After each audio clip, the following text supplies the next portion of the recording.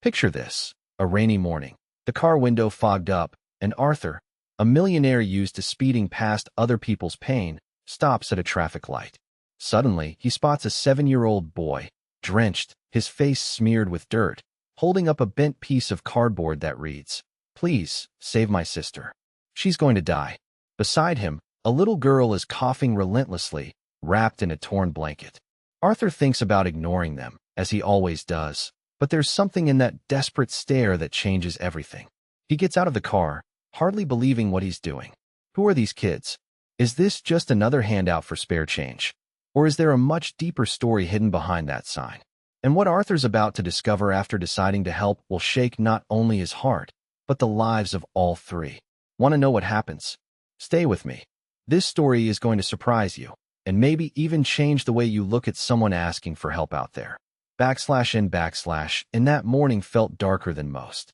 The sky was so heavy with gray clouds that the light barely touched the wet asphalt. The sound of rain hitting the glass pounded so loud it was almost deafening inside the luxurious car, the kind of muffled silence from someone who refuses to look outside, pretending nothing exists beyond. Arthur sat stuck in traffic, impatient, tapping his finger on the leather wheel. The dashboard clock felt like it was mocking him, every second dragging on. In. Out of that haze, Arthur noticed movement on the sidewalk near the intersection. At first just a small shape, but soon he realized, a boy. Scrawny, hair wild, a streak of dirt on his face so big it might as well have been part of his skin. Clutching a crooked, battered piece of cardboard, big shaky letters already blurred by rain. "Please, save my sister. She's going to die." And Arthur let out an impatient sigh. These scenes always show up at the worst possible times, he thought. People trying to squeeze money from your sympathy. He'd seen so much manipulation, so many scams, he'd built up a shell to shut out what he felt. He was used to rolling up the window, staring straight ahead, pretending not to see. But this time, something unsettled him. It wasn't just the cold sneaking in through the cracked window. There was something in the boy's eyes. A raw, naked desperation.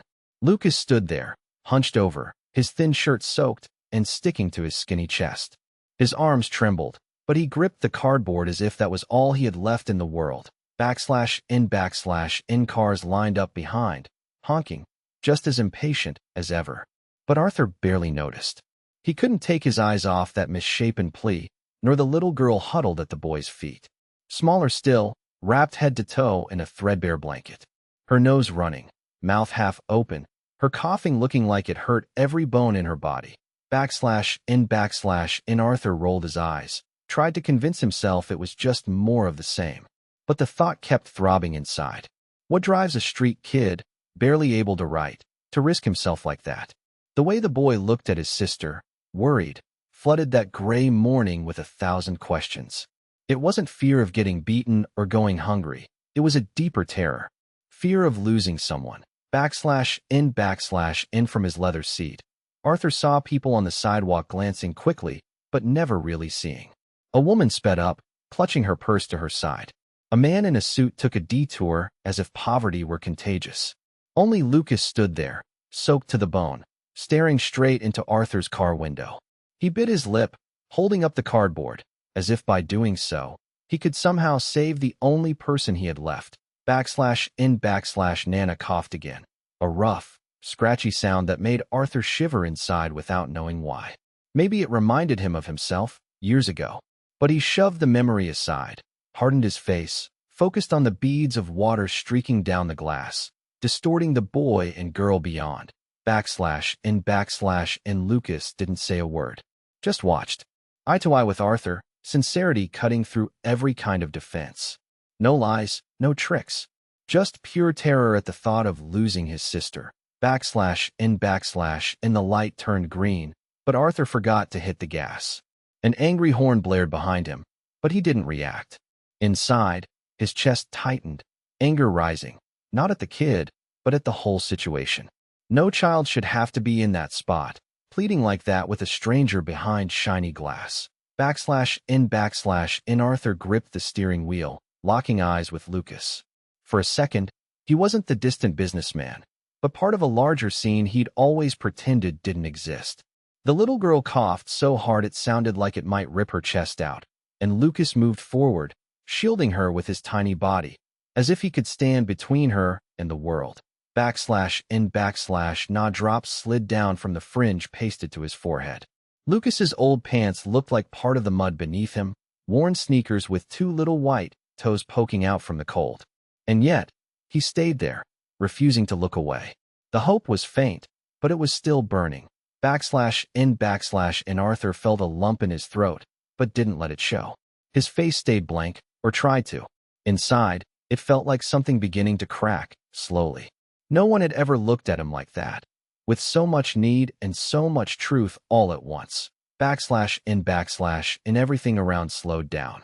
The rain was just background noise. Arthur saw the words on the cardboard again, saw Anna's frailty, heard her coughing, smelled that mix of cheap cigarettes and rain and hunger. And maybe, for the first time in years, he was really seeing. And in that instant, Arthur realized there was no going back after locking eyes with that kid. And rain beat down on Arthur's hood, sliding across the windshield, tracing crooked paths amid the sounds of other cars all around. He could see the drops pooling in the corners, dripping over the side mirror, everything smelling of wet asphalt and that heavy, skin-clinging cold. He glanced at the signal again, sure it would change soon, but it didn't. He tried to ignore the boy out there, holding that cardboard, but the kid's eyes wouldn't let go. And Arthur squeezed the steering wheel, tense, feeling his tie choke him a bit. It wasn't just the cold. It was that strange mix of anger and shame, like he'd been caught off guard. Another one of these, he thought, rolling his eyes, wanting to believe it was all just acting, just another trick for cash. But even so, something about that boy didn't fit the stories he'd always accepted about beggars. Something about him wasn't ordinary. And Lucas didn't blink. He just stood there, shoulders hunched, nearly disappearing inside a thin jacket, ripped at the shoulder, shivering. Dirt smudged the kid's face, a small scar by his left eyebrow. Hair pasted to his forehead. But what really hurt was the eyes, pitch black, deep, eyes that had seen things no child should. He clutched the cardboard as if it was all he owned. And Arthur felt a weird tightness in his chest. For a second, he tried to convince himself the irritation was real, that he owed nothing here. Everyone looks after themselves. He always joked to friends at fancy parties, laughing at the idea of helping strangers on the street. But now, sitting in that expensive car, trapped in a queue of horns and headlights, he felt smaller than ever. And when the little girl next to him coughed again.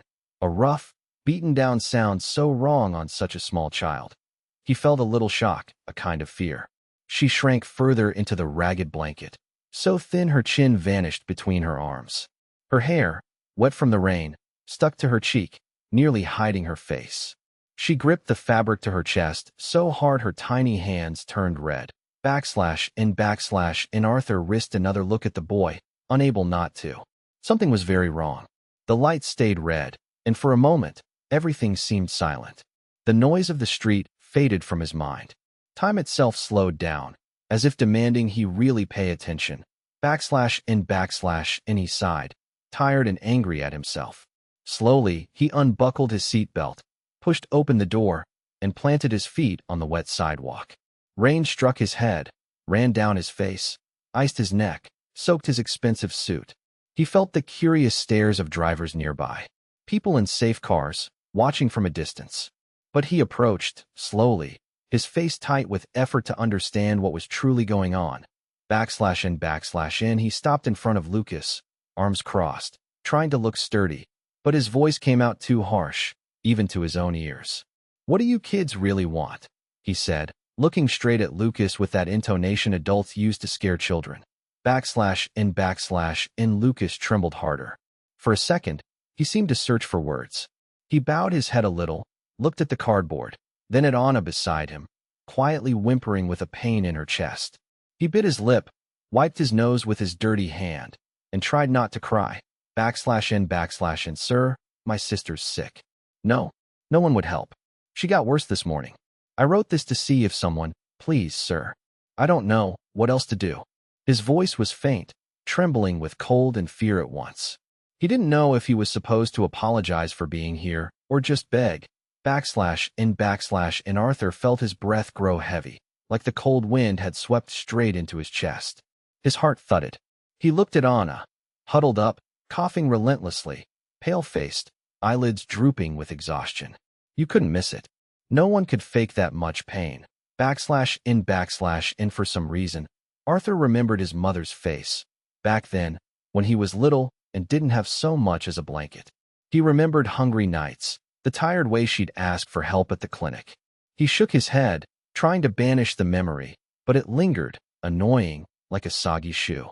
He stood there, glancing back at his imported car, as if waiting for an excuse to leave. But for the first time in ages, he couldn't turn away and pretend nothing had happened. And the silence felt like forever, though it was only seconds. The rain picked up, pounding on the gravel by the children's feet. Anna's cough was so strong she almost toppled sideways, and Lucas rushed to steady her with his skinny little arm.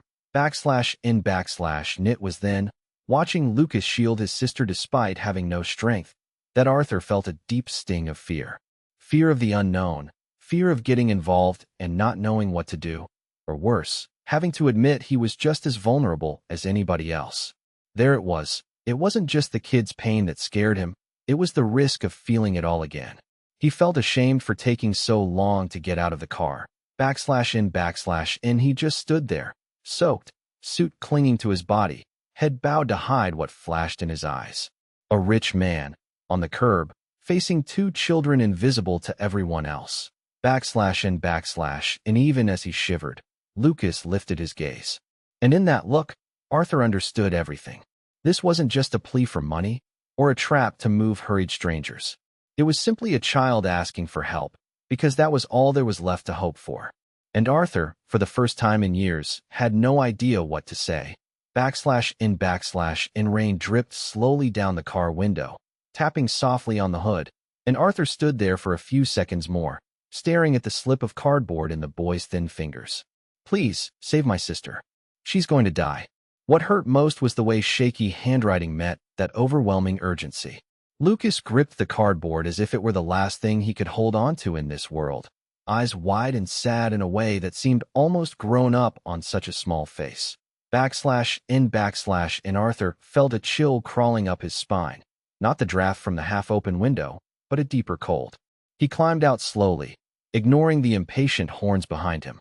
He stepped into the filthy puddle by the curb, his expensive shoes instantly soaking through. Lucas, seeing the big man approach, stepped back but held onto the sign. His eyes filled with a quiet, old kind of fear. And Arthur crouched a bit to get on Lucas's level. He tried to ask what the sign said, but his voice failed. Not nerves, more likely shame. Now he saw clearly. Lucas's face was caked with dirt and dry tears, hair stuck to his forehead, red nose from the cold. The boy trembled so hard his teeth clacked. Anna, beside him, swaddled in what barely counted as a blanket, coughed softly, her voice fading between the rain and city noise. Her eyes barely opened anymore. And Lucas looked at Arthur, paused, took a shallow breath, and stammered. My mom died a while ago. I never met my dad. He had trouble getting the words out, voice scratchy from cold and crying. I take care of Anna. Just us two. We live over there. He pointed with a shaky hand to under a nearby bridge across the avenue, where old plastic bags and cardboard were stacked in the shadows. My sister's so sick, sir, I don't know what to do. And cars sped past, flinging water and laying on the horn, because Arthur was blocking the flow. No one really looked. People with umbrellas up, eyes on their phones, nobody saw a thing. The wet concrete reeked, mixed with garbage and fear. And Arthur found himself staring at the little girl again, Anna. She let out a louder cough. The sound came from so deep, even he flinched. Her face was thin, nearly vanishing inside the blanket. Sometimes she squeezed her eyes shut like the noises outside hurt her. Lucas crouched to hold her hand, and in that tiny gesture, you could see everything he'd already lost. His greatest fear was that Anna would disappear the way their mother had.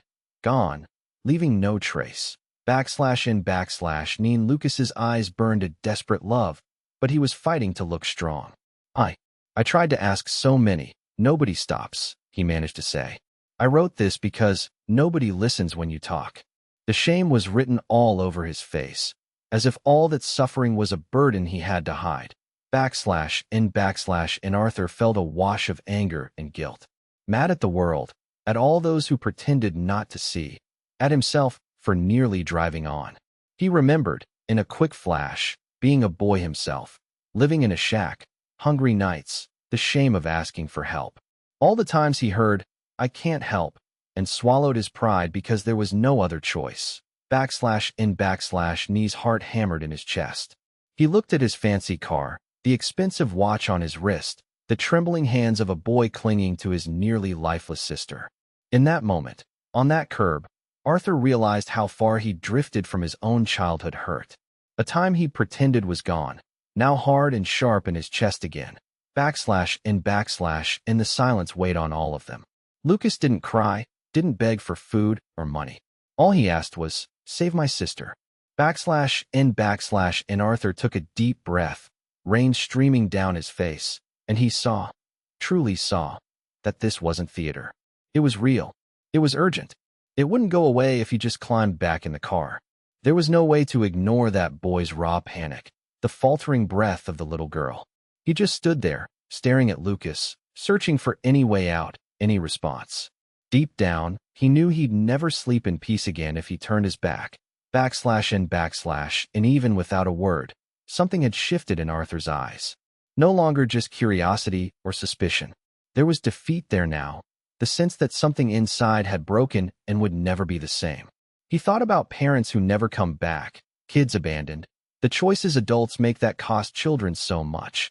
/in, that decision weighed, right then. He could walk away. He could act like it was all fake. But looking at Lucas and Anna, he saw himself. For the first time in years, he truly saw and understood that there on that bitter cold sidewalk, it wasn't just two kids asking for change. It was a life screaming for help. /in, in between a distant rumble of thunder and the icy wind, Arthur felt something give. The burden of being indifferent simply became too heavy to carry. And he knew that in that minute, it wasn't just the kids' lives about to change. It was his, too. /in, and Arthur couldn't remember the last time he'd been this nervous holding someone in his arms. Anna's body was barely there, just skin and bone, burning up, limp in a way no child should be. Each rough cough stung his ears, hoarse and rasping, piercing the silence between honks and passing traffic. Lucas clung to his coat as if drowning was a real possibility, tiny cold hands lost in the expensive fabric.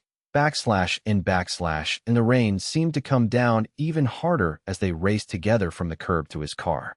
Every step a stumble, panic rushing them forward.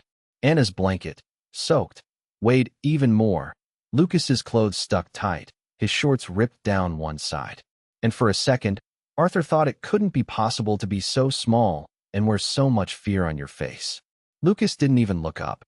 He just wept softly, chin trembling, eyes red and sunken. He pressed his sister to Arthur's chest, as if to say without words, "Please, save her." /in, inside the car. The air barely moved, thick with damp and fever. Arthur slammed the door, settled Anna in the back seat, muttering a curse under his breath because, God, she seemed worse by the minute. He ran his hand over his face, trying to think, but his heart was pounding so hard it felt like it might crack open his ribs. Just seeing the little girl hurt his chest. She didn't even complain, just breathed fast, drowsy from the effort. Hair stuck to her forehead, her cheek, dirty and flushed with heat. /in, Lucas sat squeezed against him, refusing to let go of Arthur's arm for a second. The leather seats soaked through, water pooling on the floor, but nobody cared. The windows started fogging up. Arthur cranked the air, not knowing if hot or cold was better, not knowing if there was enough time, not knowing much of anything. Just a breathless urgency, panic making the city streets feel like hostile territory. The engine roared because he stomped on the pedal. The windshield wipers thudded in a rhythm like his own heartbeat. Thump, thump, thump. But nothing was louder than Anna's gasping breaths as she tried to outpace the fever. In the drive to the hospital had never felt so endless. All Arthur saw was red lights, blocked intersections, slow drivers. Inside, he wanted to scream. Up ahead, a truck blocked everything. He started honking, once, twice, losing his patience. Angry at everything. The city, bureaucracy, a world that didn't see these kids. Just a second's delay could be too late, he thought. He checked the rear view again and again, seeing Anna half lying down, limp, her small hand opening and closing in the air. Sometimes she whimpered, tried to call her brother.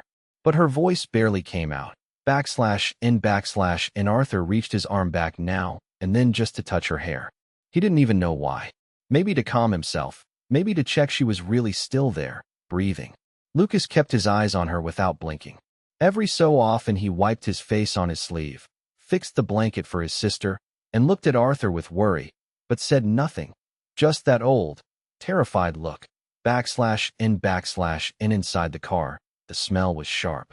Rain mixed with fever sweat, damp fabric, the scent of childhood left out on the street. Arthur had never smelled that before, not since he was a kid himself, back in the poor neighborhood before he forgot what real hardship was. The memories chilled him. He saw his own father disappearing, his mother struggling to hold everything together. Time moves on, but the feeling of abandonment was the same one Lucas was living now. In for a moment, Arthur wondered what he was even doing here, why he was carrying two strangers' children, why he cared. Then he caught Lucas's eyes in the mirror, eyes that begged without words, eyes both ancient and battered, but clinging to a sliver of hope. And that was the part that hurt the most. The boy didn't wail, didn't make a scene, just squeezed his jacket, held tight, breathing deep. Arthur saw his lips moving in a jumbled prayer. At the hospital, the rain was even heavier. Arthur pulled up to the ER entrance, killed the ignition in a rush, nearly tripping over his own haste. He jumped out and scooped Anna up again. She seemed lighter every minute. Lucas climbed out slowly, stumbled, slipped, clung to Arthur's coat. Lucas's gaze was lost among the blinding hospital lights, and Arthur felt a cold little hand pull at his arm, yanking him to reality, to run, now. In the strange silence inside the car was shattered for good when Anna had a fit of coughing even worse than before. It echoed, weirdly loud. Only then did Arthur feel cold fear sliding down his spine like ice. And there was no room for thoughts of money, cars, or reputation now. There was only this moment, this girl, this boy begging. Arthur ran, tripping over his own desperation, hearing just the rain, the hacking cough, his own thundering heart. In there, rushing across the parking lot with Anna limp in his arms and Lucas glued to his side. Arthur knew everything had changed. He didn't know what came next, if it would turn out okay, but with every pounding heartbeat, he knew there was no way he could ever turn away and pretend he hadn't seen. In Arthur barely stops the car, jumping out with Anna in his arms. A weight that's almost nothing, her body limp, face flushed red with fever, hair stuck to her forehead, breath rasping, every cough slicing the hush. Lucas is out in a flash, clutching the edge of Arthur's coat for dear life, afraid to let go. Rain smacks them hard as they cross the parking lot, icy water soaking them through, but outside almost feels warmer than inside the ER, where everything is white, cold, filled with strange smells and hushed voices. And they rush in, past the sliding doors, trailing puddles across the slick floor. Arthur scans the place, waiting for help, as if the desperation in his eyes should be enough to make someone move. But nobody hurries. Security guards glance sideways, whisper, fiddle with radios clipped to their belts. The receptionist, makeup caked on, gives Arthur one look. The expensive suit, gleaming watch, businessman face, then the kids beside him. She pauses at Lucas's soaked, torn clothes, then the old rag of a blanket wrapped around Anna.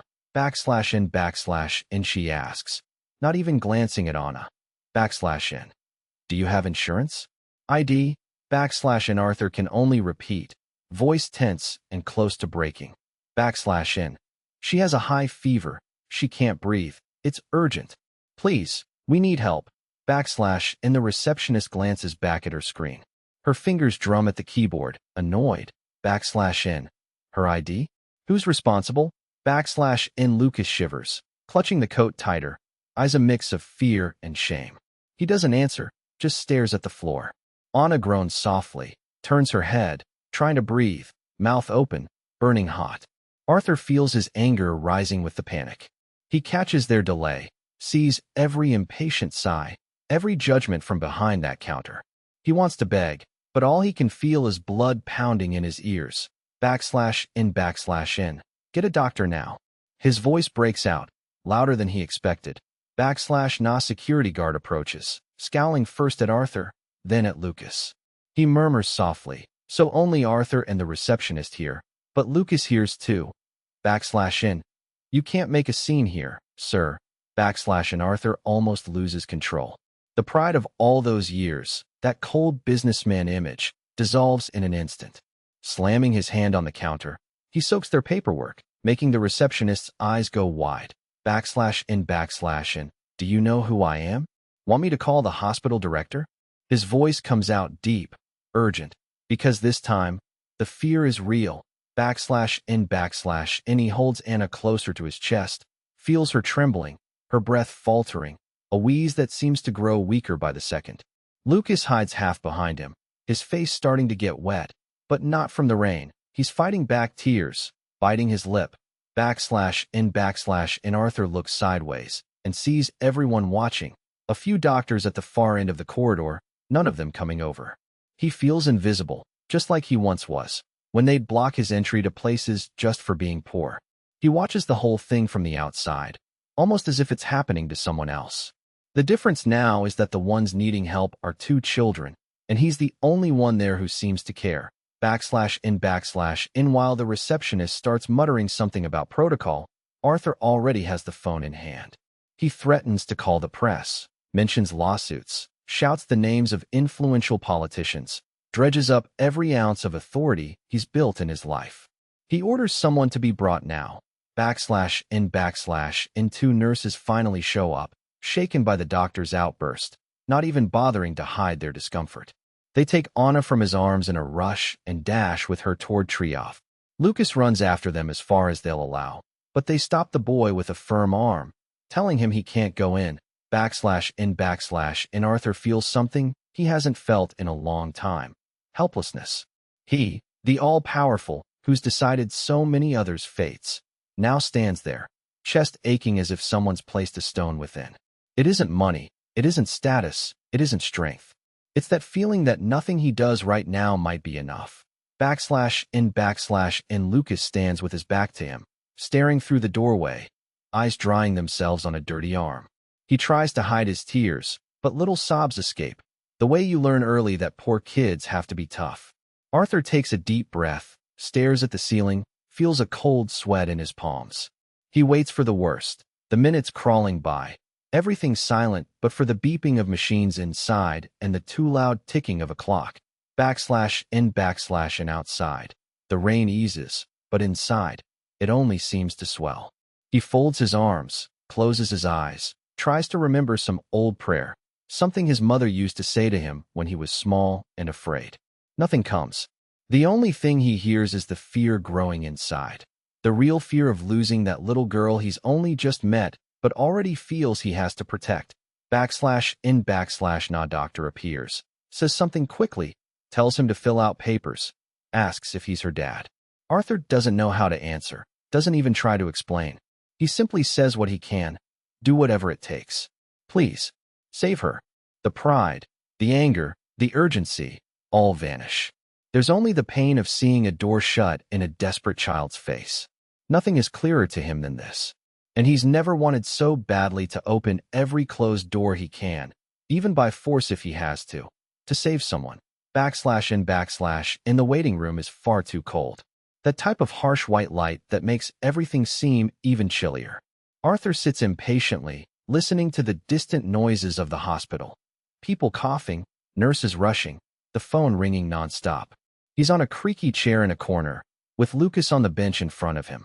The boy clutches a plastic shopping bag, grimy and torn at the seams. And Lucas holds tight to the bag in his lap, as if something inside might vanish if he let go. For a moment, they're both quiet. You can even hear the wall clock ticking. Arthur tries to look at the boy, but doesn't know what to say. And Lucas is scrawny, knees dirty and scraped. His face looks older than it should. Dark rings shadow his deep-set eyes. He doesn't seem to care about anything around him. It's as if he's seen and heard too much already. And Arthur asks, his voice low, almost accidental. What are you holding on to there, Lucas? And the boy looks up at him slowly. You can feel the fear, the exhaustion. But when Arthur asks, Lucas seems to remember he needs to explain something. He grips the bag even tighter.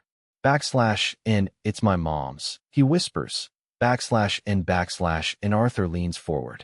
The chair creaks again. Lucas starts rummaging in the bag, carefully pulling out a few crumpled, yellowed papers. There are old black and white photos, folded 1,000 times. He lays it all on his lap. Arthur sees his hand shaking, his dirty finger trying to smooth out a bent corner of one photo. And it was all she had, you know? Lucas says, taking a deep breath. After she died, I kept this. Just didn't want to lose. And he bows his head. The way he talks, you think he's going to cry, but not a single tear falls. Just that enormous sadness in the pit of his stomach. And Arthur picks up one of the photos, asks permission with a glance. Lucas hands it over, a bit reluctantly. The photo shows a young woman, beautiful, but with a sad smile, holding 2 babies, a bigger one wrapped in a blanket, and Anna, still newborn. You can tell she was poor, but in the woman's eyes there's a leftover glimmer of hope, now gone with her. And Arthur schemes the documents. Some pages are nearly torn in two. Some look like prescriptions, others filled with confused notes. One is stained with water, probably from the rain, mixed with old tears. Arthur feels a strange tightening in his chest. And Lucas doesn't look at him. He just keeps talking, softly. I can't read all of it. Just some words. My mom said it was important to keep, because one day it might matter for something. And Arthur flashes back to his own childhood. That old hunger that hurts to remember. He too used to hide papers in his battered backpack as a kid. Only nobody ever cared about him back then. The doors always seemed closed, still do. And staring at Lucas. Arthur sees the same fear, that effort to be strong when you don't know how. A boy holding what little remains of his world inside a plastic bag. And they're silent together.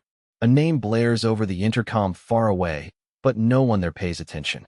Arthur notices his own heavy breathing, as if trying not to sob. He's not used to feeling like this. This weight, this compassion tangled up with guilt. And Lucas picks up one of the worn papers and tries to show Arthur. It's so fragile it bends on its own.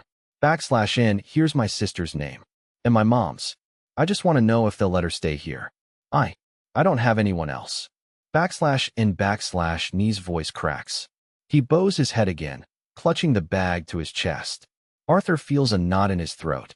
He looks at his own hands, well-groomed nails, expensive watch gleaming, and feels ashamed. Ashamed of how long he ignored kids like this. Kids who, 30 years ago, could have been him. In for a second, Arthur thinks of running. Back to his car, back to his old life, never looking back. But the image of Anna coughing, the desperation in Lucas's eyes, that won't let him. It's too late. He can't pretend not to care anymore.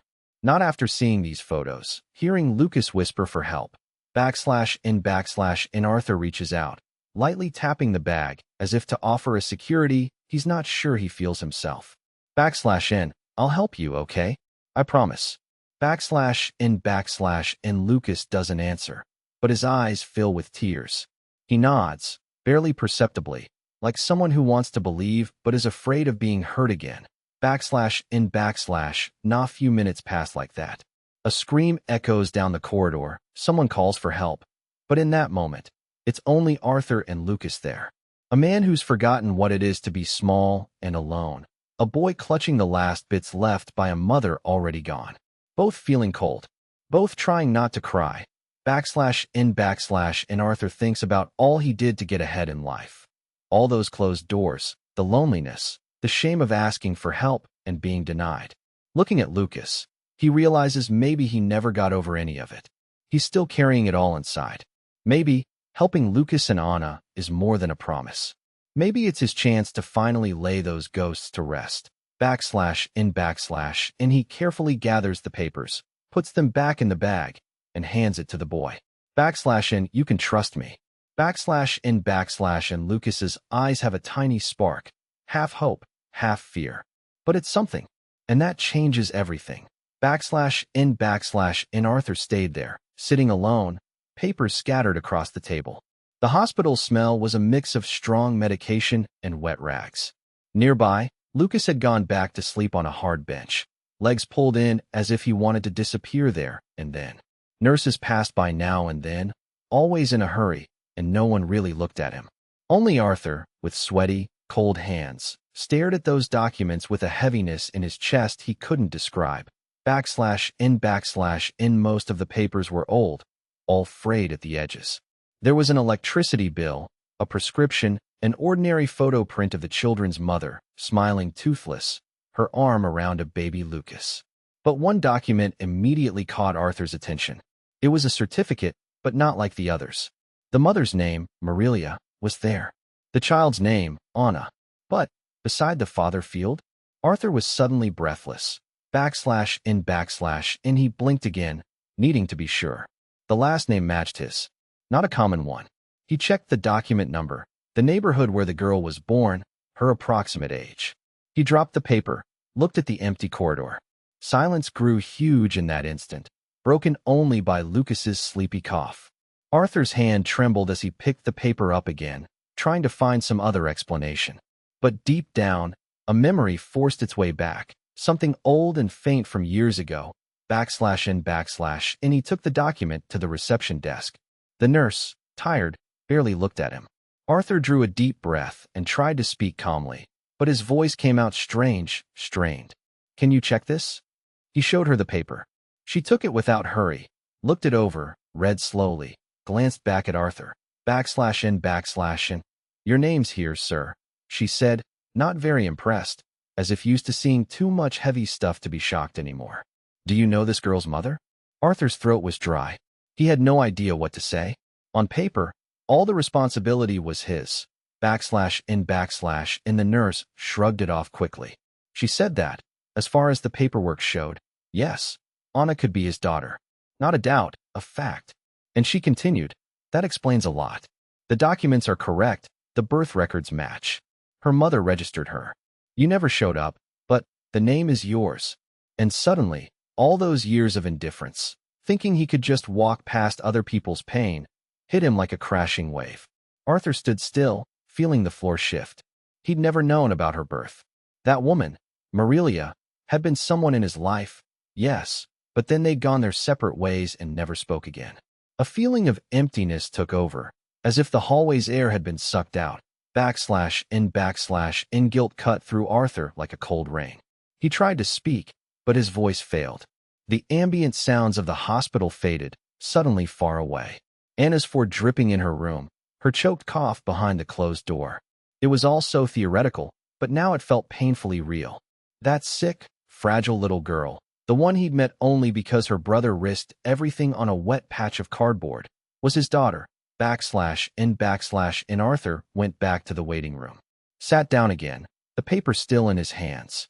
His entire posture fell apart. He, who never showed anything, was now just an ordinary man with fear plain on his face. He thought, over and over, about the girl's mother, swift memories, fragments of moments he'd rather not recall. He wondered about all he could have done differently. If he'd helped sooner, maybe Anna would never have suffered so much. Lucas would never have learned what it's like to go hungry. His eyes stayed fixed on the floor for what felt like an eternity. And he tried to imagine an entire life he'd never had. A little girl with shining eyes running in the garden. A daughter calling him dad. None of that had ever existed for him, until now. Only now was he starting to understand the desperation in Lucas's gaze, the way the boy did anything to protect his sister. It was because, in the end, They only had each other. And him? He could have made all the difference from the beginning. /in night fell, and Arthur didn't leave. He paced the corridors. He stood by the door to Anna's room, watching her sleep, her face flushed, breathing heavy. Her cough sounded harsher every time. Lucas was still asleep, exhausted. Arthur couldn't stop thinking it was all his fault. If only he'd been there, if only he'd looked for them, maybe none of this would be happening. His past came back demanding answers. He remembered his own boyhood, the nights he slept hungry, the silence that hurt more than any words. Maybe, out of pride, he'd tried to walk past that suffering. But now, he was forced to see it again. The emptiness, the longing to be cared for.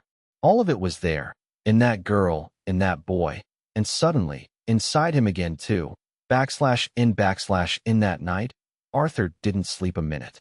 His mind raced. The hotel room felt like a tiny box with no air. Every moment he remembered Anna's mother's smile in the photo, her name on the paper, the little girl coughing alone in a cold ward. He kept rehearsing in his mind what he'd say to Lucas, what he'd say to Anna once she got better. More than that, he was trying to find a reason not to hate himself, but he couldn't. /in he only knew that from now on, there was no turning back. No way to run, no way to give back the lost time. All he could do now was make right whatever he still could, even if it was little, and love what life had thrown back in his path, with all the intensity he'd always denied himself. /in Arthur, sitting in that hard hospital chair, looked around as if he'd landed on another planet. The strange smell, a mix of cheap disinfectant and sickness, clung to his nose. The corridors never seemed quiet. Always a monitor beeping, a door slamming, someone sobbing quietly somewhere. He'd been there so long he'd lost track of time. He'd only held on to the fear. /in Naviri so often. Arthur glanced out the window and saw the rain still falling insistently outside. Gray light from the cloudy day sliced through the glass, filling the room with a dull, almost suffocating atmosphere. Anna was sleeping there beside him, tangled in a bed of wires hooked to her arm, breathing shallow and weak. Her face was pale, eyes sunken. She seemed even smaller, lost between the blanket and the machines. The sound of the oxygen was constant, only changing when she coughed. And then Arthur's heart seized in a way he'd never felt before. It wasn't just pity. It was as if he was feeling her pain along with her. /in Lucas, standing in a corner, clutched a plastic cup, eyes distant. He looked like a frightened bird, waiting for some adult to yell at him or send him away. His scraped knees peeked out from under holey socks. Even seated, Arthur noticed something. Lucas never took his eyes off his sister for more than 2 seconds. He watched her anxiously, terrified she might vanish at any moment. He had that tense look of someone used to disaster. He barely blinked. /in unsure how to act. Arthur lowered himself until he was eye level with Lucas. He felt strange, this big, well-dressed man, trying to make himself small. Lucas, you heard what I promised, right? I'm not leaving Anna. She's only leaving here healthy. His voice was steady, but gentle, so as not to scare him. /in the boy sighed, squeezing the cup, dirty fingernails scraping the plastic. You're not going to disappear like everyone else, are you? He asked softly, not meeting Arthur's eyes. In that moment, Arthur felt like he'd been punched, like that phrase tore open old wounds, dredged up memories of his own childhood abandonment. Long before he became rich, /in Arthur found himself speechless. He just put his hand over the boy's, a clumsy gesture, but full of intent. I'm not going anywhere, Lucas. I swear. He swallowed hard, eyes brimming, but met the boy's gaze. Their silence was broken only by Anna's feeble crying, followed by another coughing fit. Arthur jumped up instinctively, shouting down the hall for a nurse. /in the staff came slowly, weighed down by that ever-present hesitation when dealing with the poor. Who are these people? Why the fuss?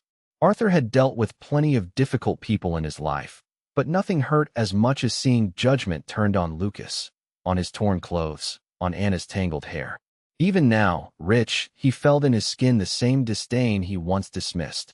/in when he finally caught the attending doctor, Arthur didn't hesitate. Pulled out his wallet, signed every paper, paid for everything on the spot. She gets the best care. Now, he scarcely resembled the cold, calculating man from before. He no longer cared about the expense, the lost time, or what others would think. Nothing mattered but saving his daughter. Daughter, he thought, letting the word echo in his head. Backslash in the days dragged on longer. Arthur never left. He missed work, ignored calls. He spent every hour in that hard chair, or standing to watch Anna sleep. He learned the rhythm of every monitor beep, every change in the curves on the screen, the look on Lucas's face lighting up just to see a feeble smile from his sister. Arthur's world had shrunk to that cramped room, bathed in bright white light and wavering hope. Backslash that night. While Lucas slept curled up on a hard chair under a threadbare blanket, Arthur sat in the half-light, watching Anna. He couldn't sleep. His hand trembled as it stroked the girl's thin, tangled hair, all at once tender and guilty. Sometimes he whispered apologies by her ear, not knowing if she could hear. "Forgive me, baby, for not being here sooner. I should have known, should have looked harder. I don't want to lose you too." Backslash in he felt how deep the silence cut in that hospital. He thought of his past, remembered what it was like to be forgotten, broken promises, cold nights. He'd sworn never to repeat the same story, but life had fooled him. Now, there he was, facing his own reflection in the window, a tired face, stubbled chin, and a sad glint in his eyes. Backslash in the worst part was seeing Lucas pacing the corridors barefoot at night, unsure if he could even ask for food when he was hungry. Sometimes, Arthur found the boy crying softly by his sister's bed, muffled sobs, embarrassed. He wanted to hug him, but didn't know how. So he stuck close by, just to make sure the boy knew he wasn't alone anymore. Backslash in between tests and scans, Arthur would sit beside Lucas, trying to start a conversation. They didn't talk about big things, just little stuff, favorite toys, what he liked to eat. Arthur spoke softly, always afraid to cross a line. Lucas took a long time to reply, wary eyes, but gradually the silence gave way to shy answers, sometimes even a half smile. Backslash none day. Lucas grew so tired, he fell asleep leaning on Arthur's arm. In that moment, the man felt the weight of a new trust, fragile but real. No amount of money could buy that. The fear of losing Anna, the guilt of the past, the drive to make it right. It all tangled in Arthur's chest, and he realized he wasn't just trying to save the girl. He was trying to save himself. Backslash in the hospital. The machines kept beeping, doctors hurried by in white coats, and the rain refused to let up outside. But in that cold room, a promise had taken root. This time, Arthur would not fail. He would stay? For her. For Lucas. And, most of all, for himself, trying to be the father he'd never had the courage to be. Backslash in outside. The rain still fell, but inside the hospital that morning felt lighter. After so many sleepless nights, watching Anna tangled in wires and tubes, quietly coughing, Arthur was terrified of losing it all. But today she smiled. Toothless, tired, but real, and he never imagined he could cry so much just because a child smiled. Backslash in the doctor came in holding paperwork, saying the worst was over. Now it's just careful recovery. She's strong, she'll be all right. But for Arthur and Lucas, it felt like a miracle. Lucas stared, clutching the sheets as if scared to let go, terrified it would all vanish. The room was heavy with silence, only the sound of rain outside and the drip-drip of Anna's four inside. Backslash in Arthur knelt down gently by the bed. He held Anna's little hand, cold and tiny. What he felt then, he could never put into words. For so many years, he'd thought money was everything, that it could fix anything. But right there, watching Anna breathe easier, her skin less yellow, he knew it wasn't money that saved her. It was hope. It was that stubborn love of a little brother who never stopped believing. Backslash in Lucas stood nearby, glancing from Arthur to Anna. He was trembling, maybe from all the rain soaked in, maybe just nerves. When the doctor left, Lucas looked at Arthur with fearful eyes, braced for bad news. Backslash in but this time, Arthur smiled. He couldn't hide his tears. He let them fall freely, unashamed. He knelt awkwardly, hugging Lucas tight, as if wanting to hold on to them forever. He whispered, You'll never go through that again. Never have to be without a home or love. I promise you. In the embrace lasted a long time, and this was how a new promise was born. Anna, waking in a daze, tried to smile too. Arthur wiped away tears with the back of his hand, half laughing at himself. All rumpled, suit wrinkled, hair sticking to his forehead.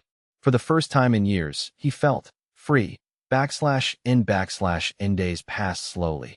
More tests, more hospital food, more quiet visits. Arthur never left their side. He took the children's hands, met with social workers, refused to let go until he heard that nothing stopped him from being their father. The adoption process seemed like a maze, but he fought for it, not for pride, but because this time, it was real.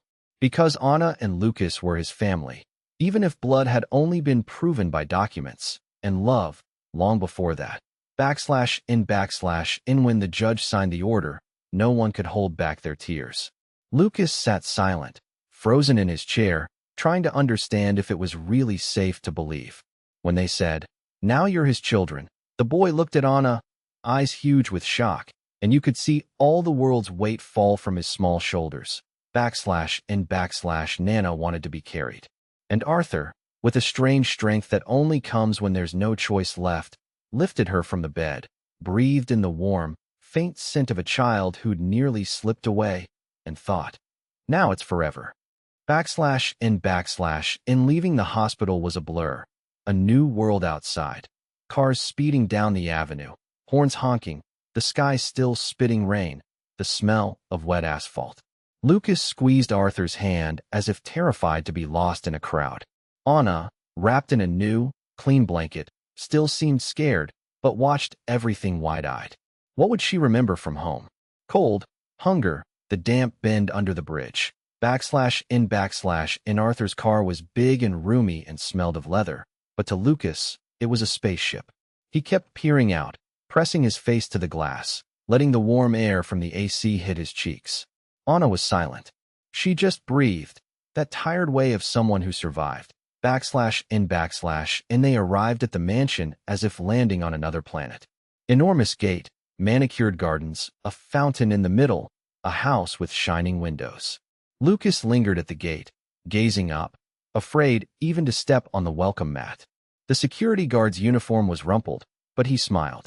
Arthur gestured for them to enter, and the two came slowly, Lucas guiding Anna by the hand, shuffling, wary steps. Inside the enormous living room, the silence grew even heavier. Everything was clean, fragrant, fresh flowers. Anna curled up in a corner of the sofa, staring at the chandelier's light, almost unable to believe it. Lucas looked at Arthur, his eyes pleading, "Really? We can actually stay here." And Arthur knelt down again, looking at the two of them up close. His face soft, red with emotion he was trying not to show. "This is your home now. Everything here, the bread, the blanket, the toys, the affection, it's all yours. No one will ever lack again." At that moment, Lucas rested his head against Arthur's chest. The millionaire felt his heart race, as if he were a child again. Anna, already relaxing, snuggled up against him from the other side. The three of them stayed like that for a few minutes, saying nothing, just feeling each other's breathing, little hands clinging to him. And the house's clock ticked softly. Cars passed outside. And suddenly Arthur realized what he was feeling wasn't just relief or pride. It was something much rarer, belonging. At the end of that day, after a hot bath and snacks at the living room table, Lucas finally smiled. A tiny, almost timid smile, but it seemed to light up everything. And there, on their first night together, Arthur promised again, in a whisper only the three of them could hear. Never again. Never again without a family. Nobody was afraid of the dark anymore. In that morning, sunlight crept shyly through the huge kitchen window, falling gently on the long table where Arthur, Lucas, and Anna sat. Music played softly in the background, one of those old songs about hope, something maybe none of them could have explained before, but now it made sense. The smell of freshly baked bread filled the air, bringing a sense of comfort Lucas hadn't felt in years. Eduardo, the cook, gave them space. He just kept a distant, gentle eye on them, smiling from afar. /n/n Lucas held his mug with both hands, as if he'd never tasted anything so good. He glanced sideways at Anna, who stuffed her mouth with bread and soft cheese, leaving a little white mustache, looking just like a cloud. She laughed, a light, carefree laugh that only a child who's gone too long without a reason to smile can manage. /n/n Arthur watched everything in silence. He stirred sugar into his coffee slowly, neither sweet nor bitter, somewhere in the middle, just like he felt inside. He noticed Anna's funny faces as she tried not to spill her milk. She was healthy again, her skin not just bones anymore, but full of color. That was a miracle.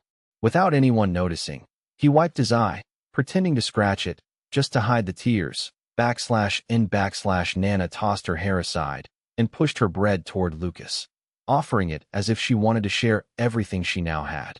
Lucas smiled, a strange, uncertain smile, like he wasn't sure it was safe to trust. But he took the piece, carefully. He was afraid if he moved too quickly, the magic would break, and he'd wake up on the street again, with nothing but cold wind and the distant noise of cars. But this was different. The kitchen was warm, there were real people, there was safety. /n/n Arthur didn't know how to take the first step. He was strong in business, led meetings, gave orders without blinking. But there, facing those two, the world felt too small for so much emotion. He just watched the details, the milk stains on the tablecloth, the crumbs on Lucas's face, Anna's bandaged finger, her eyes shining now not with fever, but with joy. That stirred something new in him. /n/Naviri so often, Lucas would turn to Arthur, a little shy, as if asking permission for everything, even to laugh. Arthur, who was used to just watching from afar, caught himself smiling back, just a little. It was like learning to walk, unsteady. The boy would wipe his hands on the baggy pants, as if he needed to get clean for something special. Anna tugged at Arthur's sleeve, wanting to be held, and he, a bit awkwardly, picked her up and placed her on his lap, feeling how light she was, so close to being lost to fate. /n/n the heavy silence of previous mornings had disappeared. Now there were lively voices, laughter, even a playful contest to see who could slather more cheese on their bread. Anna, in her husky voice, told them about the cat she'd seen in the garden.